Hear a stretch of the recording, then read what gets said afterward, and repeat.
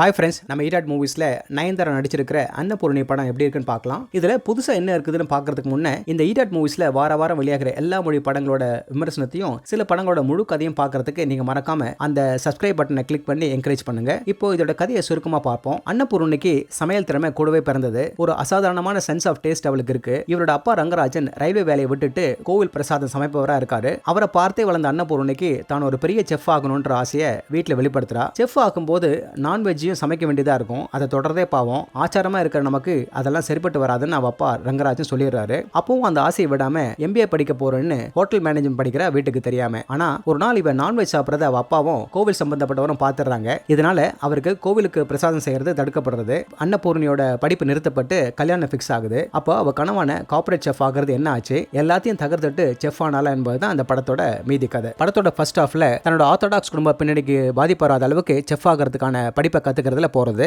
எந்த கடவுளும் நான்வெஜ் சாப்பிடக்கூடாதுன்னு சொல்லல. பிரியாணிக்கு ஏது மதம், அது ஒரு எமோஷன் வர வசனங்களோட அன்னபூர்ணி நான்வெஜ் பழகிறது நடக்குது. அவ ஆசைப்படி நல்ல செஃபா வளர்ந்து வர வேலையில ஒரு எக்ஸ்பீரியன்ஸ்டான செஃப் அவளுக்கு எல்லா வித தடங்களையும் ஏற்படுத்தினான். அதையும் தாண்டி அடுத்த லெவல் போகிறதுக்கு முன்னே ஒரு விபத்து நடக்குது. செகண்ட் ஹாஃப்ல நடந்த விபத்துல சமையல் செய்யறதுக்கு முக்கியமா இருக்க வேண்டிய தன்மை இழந்தும் மாஸ்டர் செஃப் மாதிரியான ஒரு போட்டியில தன் திறமையை காட்டுற ஒரு விறுவிறுப்பான கிளைமேக்ஸ்ல முடியுது. இந்த படம் ஒரு சின்ன நகரத்துல இருந்து வர பெண்கள் சந்திக்கிற போராட்டம் மட்டும் இல்லாம சமையல் உலகத்துல ஜென்ஸுக்கு இருக்கிற சாதகமான கண்டிஷன்ஸ் சொல்ல வருது. இதுல அன்னபூர்ணி சந்திக்கிற சேலஞ்சஸும் அவ எப்படி ஒவ்வொரு மைல் கல்லையும் தகர்த்துட்டு போறான்றத அப்பப்ப அனிமேஷன்ல காட்டப்படுறது கியூட்டா இருக்கு. ஆனா அன்னபூர்ணியோட வளர்ச்சியை இன்னும் கொஞ்சம் ஆர்கானிக்கா காமிச்சிருக்கலாம். நமாஸ் பண்ணிட்டு 5 நிமிஷத்துல பிரியாணி ரெடி பண்ற சீன் இயக்குனர் அவருக்கு ஏத்த மாதிரி கன்வீனியன்ட்டா அப்பப்ப மாத்திக்கிறது தெரிய வருது. சமைக்கிறத பத்தி சுத்தி வர இந்த படத்துல நாம மறக்க முடியாதபடி ஐயோ இதை சாப்பிடணும் போல இருக்கே, இல்ல இது நல்ல ஒரு செயல்முறையா இருக்கேன்னு சொல்ற அளவுக்கு எந்த சீனும் அமையல. நான்வெஜ் சாப்பிட்றதையும் இன்டர்காஸ்ட் மேரேஜ் நியாயப்படுத்துற மாதிரியான வசனங்களோட இந்த பாகுபாட்டுக்கான காரணங்களை கேள்வி கேட்கிற மாதிரி வச்சிருந்தாங்கன்னா நல்லா இருந்திருக்கும். அன்னபூர்ணியா நயன்தாரா